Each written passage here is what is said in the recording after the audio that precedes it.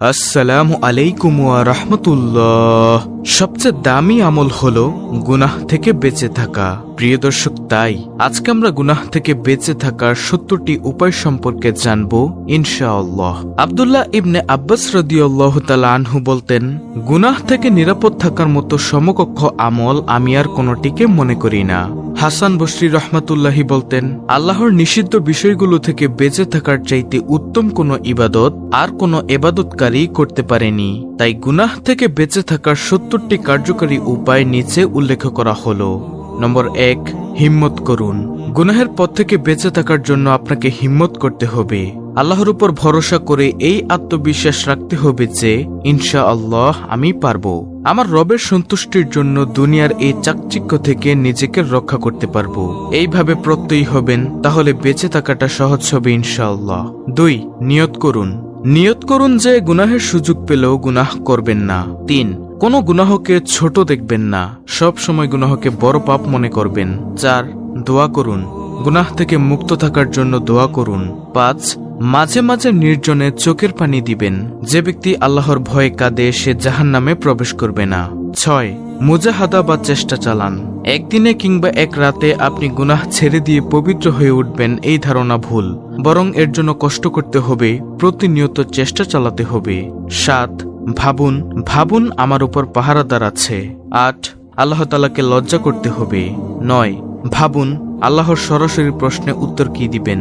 ১০, সবসময় সর্বাবস্থায় আল্লাহ আমার সঙ্গে আছেন এই কল্পনা ধরে রাখার চেষ্টা করুন।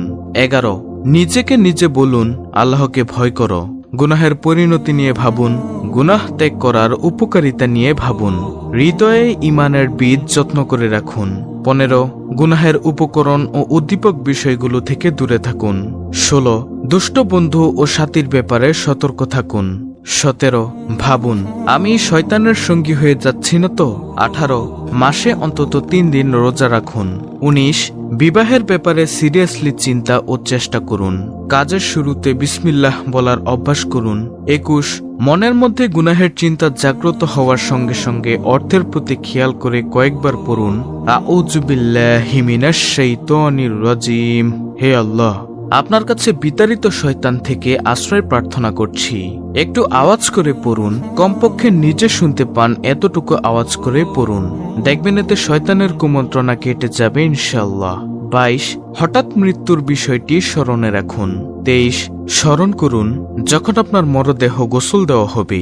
স্মরণ করুন অচিরেই আপনার জানাজা মানুষ কাঁধে করে নিয়ে যাবে। স্মরণ করুন যখন আপনাকে কবরে রেখে দেওয়া হবে। ২৬, মাঝে মাঝে কবর জিয়ারত করুন। ২৭, স্মরণ করুন আপনার প্রতিটি আমল আল্লাহ তাআলার সামনে পেশ করা হবে। গুনাহের প্রবল ইচ্ছা দমনে উক্ত চিন্তা বেশ কাজে আসে।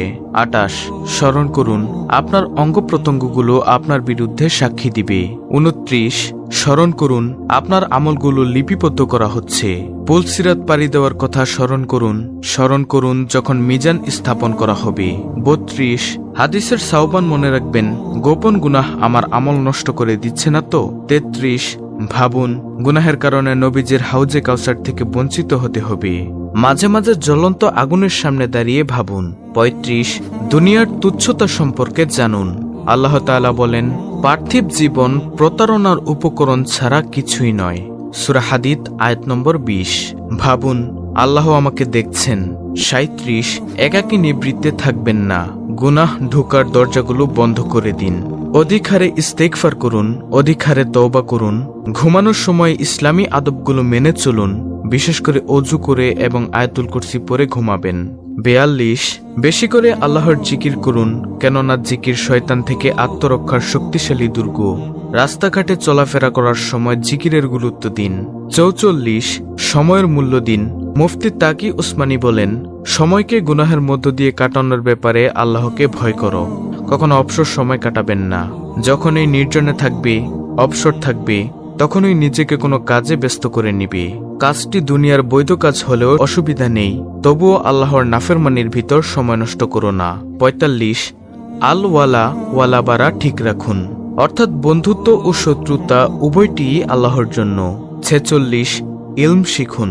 ৪৭, প্রতিদিন সকালে মনের সঙ্গে অঙ্গীকার করুন অর্থাৎ সকালে ঘুম থেকে জেগে নফসের কাছে এ মর্মে অঙ্গীকার নিবে যে আজ সকাল থেকে সন্ধ্যা পর্যন্ত কোনো গুনাহ করব না। আমার দায়িত্বে যত ফরজ, ওয়াজিব এবং সুন্নত আছে সব ঠিকঠাক মতো আদায় করব।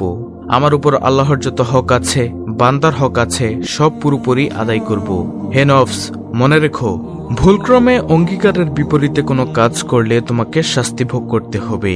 48, নফসকে শাস্তি দিন। তওবার সাথে সাথে নফসকে একটু শাস্তিও দিন।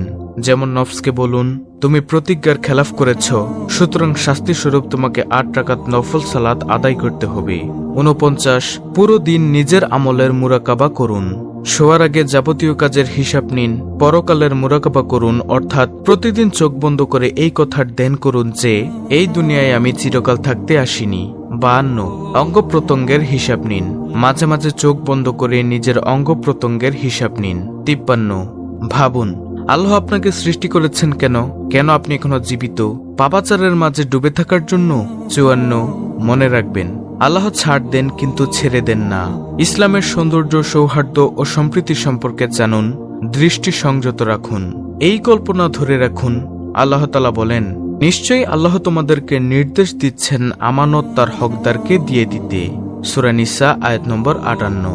নম্বর 58, আল্লাহর নিয়মের কথা ভাবুন। নিজেকে বোঝান যে আল্লাহর একটা নিয়ম আছে। কেউ যখন কোনো গুনাহের কাজ শুরু করে তখন আল্লাহ তার সঙ্গে ধৈর্য আচরণ করেন। এতেও যদি বান্দা পিছু না হাঁটে তাহলে তার সঙ্গে তিনি কিছুদিন যাবৎ দোষ ত্রুটি ঢেকে রাখার আচরণ করতে থাকেন। এরপরও ফিরে না আসলে আল্লাহ তাকে সাজা দেওয়ার ইচ্ছা করেন। 59, স্ত্রীকে সন্তুষ্ট রাখুন। নিজের নফসের সাথে বিতর্ক করুন। পরিবেশ পাল্টান। গুনাহের পরিবেশ থেকে দূরে থাকুন। তাড়াতাড়ি ঘুমিয়ে পড়ুন যাতে একদিকে আপনার ঘুমও পূর্ণ হয়, অন্যদিকে যথাসময়ে ফজরের জন্য উঠতে পারেন। 63, ভাবুন নির্জনতা আল্লাহ কেন দেন? কেন আল্লাহ তাআলা আমাদেরকে একাকীর সময়গুলো দান করেন? আল্লাহ তাআলা বলেন, আর তুমি তোমার রবের নাম স্মরণ করো এবং একাগ্র চিত্তে তার প্রতি নিমগ্ন হও। সূরা মুজাম্মিল আয়াত নম্বর 8। 64, ফজরের নামাজের বিশেষ গুরুত্ব দিন। 65, প্রতিদিন 1 পৃষ্ঠা হলেও কোরআন তেলাওয়াত করুন। জবানের হেফাজত করুন।